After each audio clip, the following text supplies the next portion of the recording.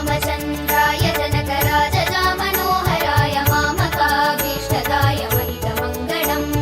रामचन्द्राय जनकराजजा मनोहराय मामकाभीष्टदाय महितमङ्गलम् कोसलेशाय मन्दहासदासपोषणाय वासवादिविनुतसद्वराय मङ्गलम् कोसलेशाय मन्दहासदासपोषणाय वासवादिविनुतसद्वराय मङ्गलम्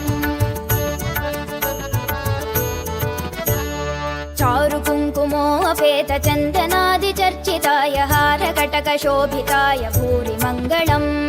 चारुकुङ्कुमोपेतचन्दनादिचर्चिताय हारकटकशोभिताय भूरि मङ्गलम् ललितरत्नकुण्डलाय तुलसीवनमालिकाय जलदसदृशदेहाय चारुमङ्गलम्